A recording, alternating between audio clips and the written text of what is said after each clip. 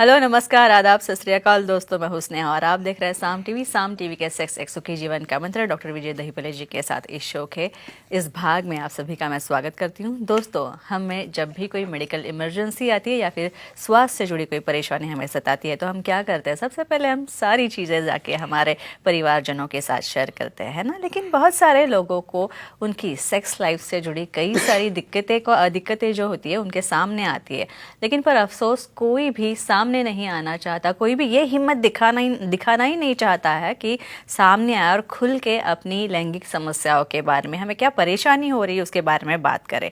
क्योंकि हम में से बहुत सारे लोग जो है, अधिकतर लोग इस बारे में, यानी लैंगिक समस्याएं, सेक्स और जो कुछ परेशानियां हैं सेक्स से जुड़ी, उसके बारे में बात करने से हमें घबराहट होती है। हम शर्मा जाते हैं कि कभी कोई हमारा मजाक ना उड़ा ले। लेकिन पर अब शर्माने की ज़रूरत नहीं है, घबराने की ज़रूरत नहीं है, क्योंकि डॉक्टर विजय दहीफले जी, जो कि सेक्सोलॉजिस्ट, यूरोलॉजिस्ट और एंड्रोलॉजिस्ट है, आपके सारे सेक्स से जुड़ी परेशानियों को सुधारने के लिए आए हैं।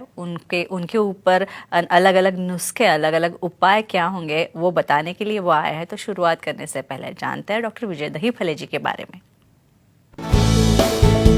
डॉक्टर विजय दहीफले एक जाने माने सेक्सोलॉजिस्ट, यूरोलॉजिस्ट और एंड्रोलॉजिस्ट है। डॉक्टर विजय दहीफले जी के क्लिनिक संभाजी नगर, हैदराबाद, दिल्ली में द्वारका, पुणे तथा नवी मुंबई में नेरुल, खारघर मेडिकोर हॉस्पिटल, थाने, दादर, अंधेरी, कल्याण, नासिक, नागपुर, अहमदाबाद और दुबई में भी है। डॉक्टर दहीफले जी का भारत तथा अन्य देशों में कॉन्फ्रेंसेस और सेमिनार्स के लिए हमेशा आना जाना रहता है, जिनके माध्यम से डॉक्टर विजय दहीफले सेक्स संबंधी सभी समस्याओं पर सलाह एवं मार्गदर्शन करते हैं। तो इस वक्त हमारे साथ मौजूद है इस शो के खास मेहमान डॉक्टर विजय दहीफले, जो कि सेक्सोलॉजिस्ट, यूरोलॉजिस्ट और एंड्रोलॉजिस्ट है। आपकी सारी सेक्स संबंधी समस्याओं का करेंगे समाधान। तो आइए उनका स्वागत करते हैं। डॉक्टर साहब, हमारे स्टूडियो में स्वागत है आपका। नमस्ते। अब सबसे पहले हम इस भाग में जानने वाले हैं स्त्रियों के देह के बारे में, यानी स्तन जो होते हैं दोस्तों, ये स्त्रियों के व्यक्तित्व का काफ़ी आकर्षण बिंदु होते हैं। तो इसी के बारे में जानने वाले हैं। स्तनों के अलग अलग आकार क्या है, कितने हैं और किस तरह पे, कौन से बेसिस पे इनका वर्गीकरण किया गया है, किस बलबूते पे इनका वर्गीकरण किया गया है, कि इतने इनके प्रकार, आकार बताए गए हैं, इनके बारे में हम जानने वाले हैं। डॉक्टर साहब हमें सारी वैज्ञानिक, साइंटिफिक इंफॉर्मेशन, जानकारी देने वाले हैं। तो दर्शकों की लंबे अरसे से, यानी आपकी सबकी मांग थी और इसीलिए हमने इस विषय का चयन किया है। तो सबसे पहले हम जानेंगे ब्रेस्ट या फिर स्तनों के आकार कितने विभिन्न होते हैं। डॉक्टर साहब, ब्रेस्ट के स्तनों के आकार कितने विभिन्न तरह के होते हैं? डेफिनेटली। और इस सबसे बहुत इम्पोर्टेंट टॉपिक हमने लिया है। लोगों का कहना था, दर्शकों का, आपने डिफरेंट शेप्स ऑफ पेनिसेस लिए, डिफरेंट शेप्स ऑफ वजाइना आपने लिए, और बेस्ट एक कॉमन वक्षस्थल, यानी फीमेल्स का बहुत सबसे अट्रैक्शन पॉइंट या उनकी सुंदरता का बहुत इंपॉर्टेंट पॉइंट रहता है। तो इसकी इंफॉर्मेशन आज हम देने वाले हैं। यहाँ पे जो सीरीज चल रही है सेक्स एजुकेशन, सेक्सुअल अवेयरनेस और सेक्सुअल सेफ्टी, इसके अंतर्गत हम पूरी साइंटिफिक इंफॉर्मेशन दे रहे हैं हमारे दर्शकों की डिमांड से। यहाँ पे एक डिस्क्लेमर देना चाहता हूँ, time, place, person, condition, culture, safety, consenting, अपना ओन और नॉन इन्फेक्टेड ओन पार्टनर, उसके साथ ही हमें आज मना है। यहाँ पे काफ़ी कपल्स को, काफ़ी पार्टनर्स को बहुत बड़ा कन्फ्यूजन रहता है ब्रेस्ट के बारे में। तो कितने प्रकार हो गए आपको इन्फॉर्मेशन फ्रेंड्स? 27 प्रकार के अलग अलग ब्रेस्ट के शेप रहते हैं।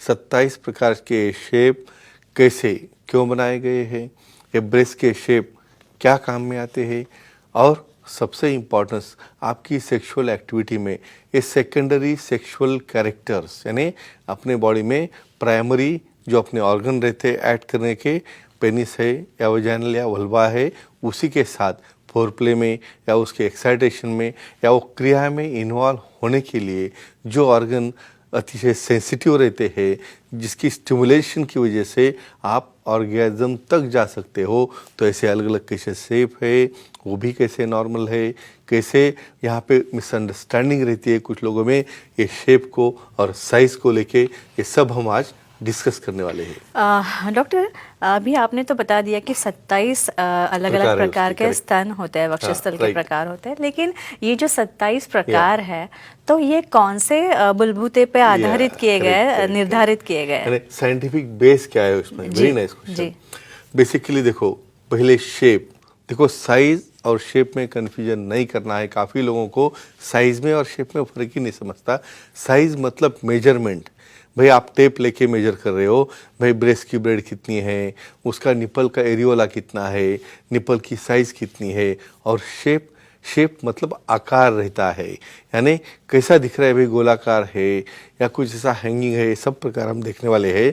तो बेसिकली साइज और शेप, उसकी दिशा, उसके डायमेंशन, उसका कलर, उसके ऊपर का अपीयरेंस, इतने सब फैक्टर्स इसके अंदर लिए हैं जो साइंटिफिक इसका क्लासिफिकेशन करते हैं। जी हम आगे बढ़ने वाले हैं, Yeah. लेकिन उससे पहले कॉल आ रहा है बेलगाम से। Surely, Tanaji surely. जी है, उनका Very कॉल nice. लेते हैं। तानाजी पूछिए, प्रश्न पूछिए। नमस्ते सर। जी नमस्ते जी, बोलिए। पार्टनर के ब्रेस्ट छोटे हो तो फोरप्ले कैसे करें, बताएं। हाँ, अच्छा। है बेसिक क्वेश्चन। मैं बोला था ना, हमारे पहला ही क्वेश्चन आ पहला ही गया। क्वेश्चन वहाँ पे एक्टिविटी में। जी, जी। इवन मेरे पास कुछ ऐसे कपल्स है, सर मेरे पार्टनर की बेइज्जती ही नहीं है, तो मैं क्या करूँ अभी, है ना। मैं जब शादी की तो मुझे पता नहीं चला, अभी पता चला है, लेकिन घबराना नहीं है, इसलिए तो ये साइंटिफिक सेशन हमने रखा है।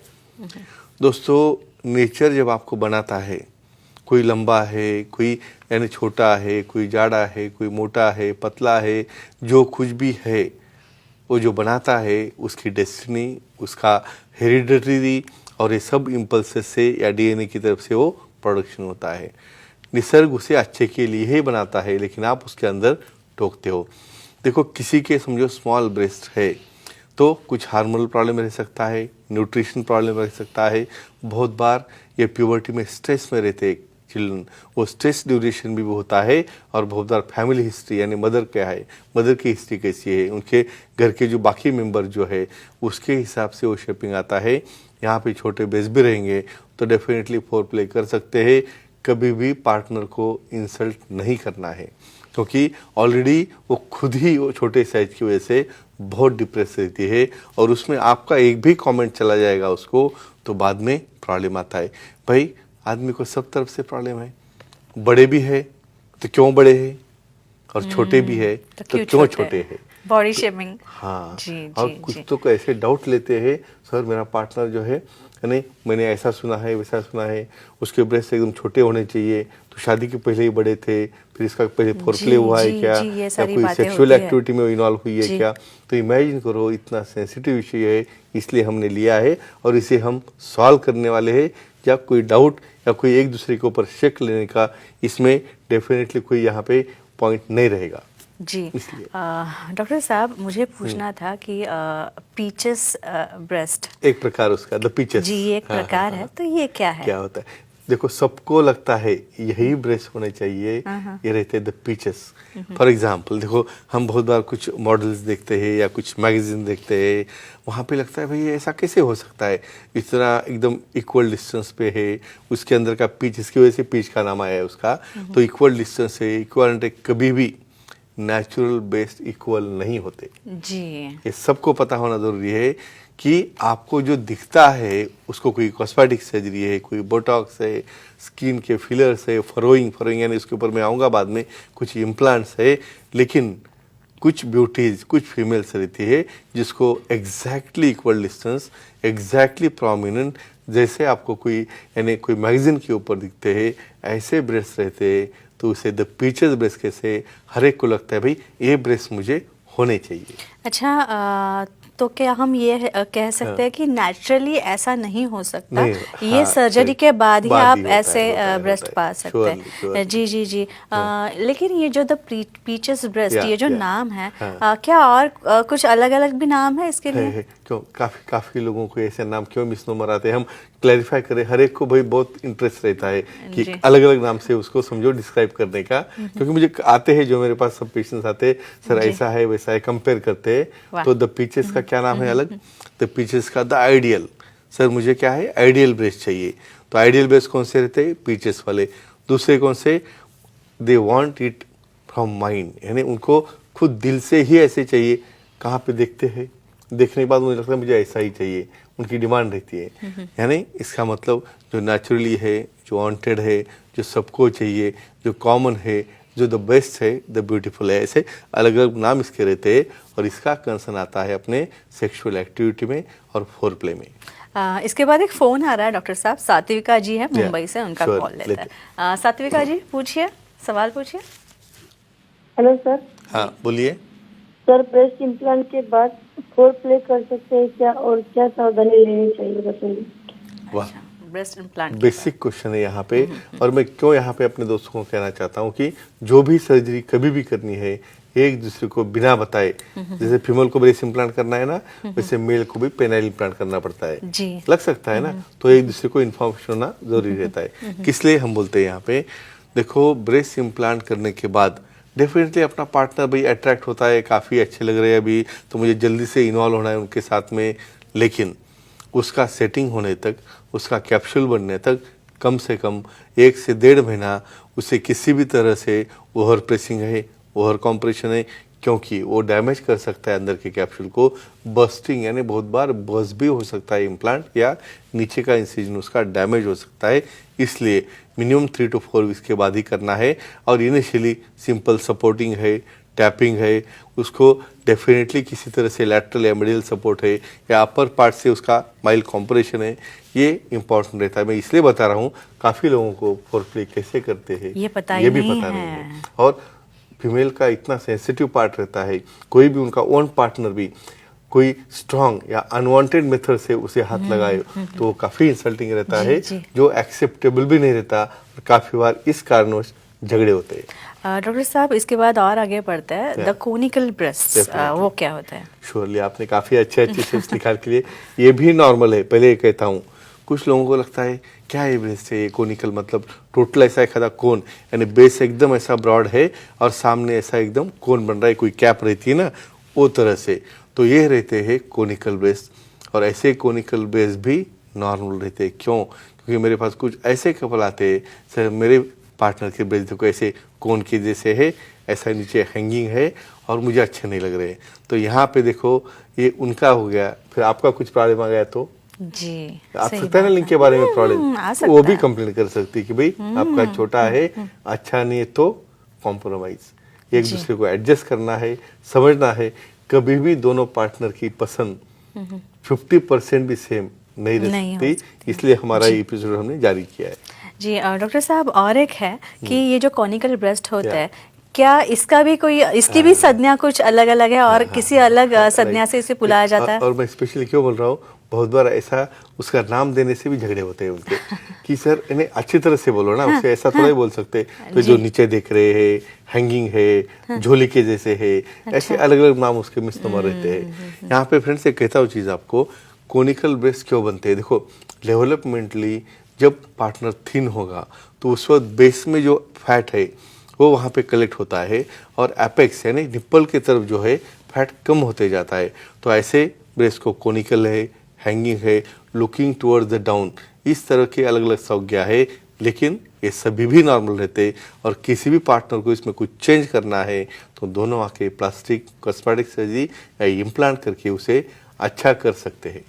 जी। और बहुत ही अच्छी जानकारी डॉक्टर साहब ने दी है। तो दोस्तों ये थे हमारे खास मेहमान डॉक्टर विजय दहीफले जी, जिन्होंने सेक्स समस्या और उनके उपायों पर बहुत ही अच्छी जानकारी दिया। लेकिन अगर आपको भी कोई किसी प्रकार की लैंगिक समस्या है या फिर कोई सवाल आपके बारे में, आपके मन में है, आपके बारे में, आपके पार्टनर के बारे में आपको पूछने हैं, उनको भी कुछ सेक्सुअल प्रॉब्लम है, लैंगिक समस्या है, तो आप डॉक्टर साहब से ज़रूर मिलिए और उनकी सलाह ज़रूर लेना। तो इसीलिए स्क्रीन पे जो हमने नंबर दिए उन पर संपर्क करें। साथ ही सर के सारे सेंटर्स के नाम हमने दिए, उनके नाम मैं बता दूं, अंधेरी, दादर, नवी मुंबई में नेरुल, खारघर में मेडिकल हॉस्पिटल में डॉक्टर साहब होते हैं, तथा थाने, कल्याण, पुणे, नासिक, संभाजीनगर, हैदराबाद, नागपुर, दुबई में भी डॉक्टर साहब के सेंटर्स हैं। यहाँ पे आप जा सकते हैं और सर से मिल सकते हैं। सारे सेंटर्स के नाम और नंबर्स हमने फिर एक बार दिए हैं स्क्रीन पे, वो लिख लीजिए। सर की ईमेल आईडी है, उनकी वेबसाइट भी है sexologist.in। इस पे आप जाएंगे तो आपको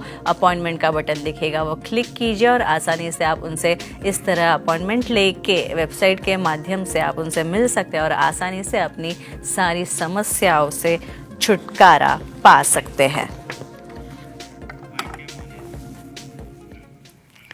तो डॉक्टर साहब ये काफ़ी अच्छी चर्चा हुई, काफ़ी इंटरेस्टिंग टॉपिक्स हम सच पूछो Yeah. तो आज लाए थे। Definitely, yeah. भले फिर वो योनि के प्रकार Surely, हो, yeah. उनमें से निकलने वाला सीक्रीशन हो Definitely, या फिर yeah. सेक्सुअल डिस्फंक्शन हो, Yeah. और लिंग के विभिन्न आकार हो, Definitely. काफ़ी अच्छी तरह Yeah. जानकारी मिली है हमको, तो इसीलिए आपका बहुत बहुत शुक्रिया। धन्यवाद। तो अब वक्त हो चला है दर्शकों का Sure. विदा करने Yeah. का। तो अब हम इस एपिसोड में यही रुकते हैं, लेकिन अगले शुक्रवार अगला एपिसोड लेके काफ़ी सारे इंटरेस्टिंग विषयों का चयन करके हम वापस आपके लिए आएंगे। तब तक के लिए खुद का ख्याल रखना। गुड नाइट, शब्बा खैर, शुभ रात्रि, नमस्ते। नमस्ते। हंसते रहना, खेलते रहना, खुशहाल रहना।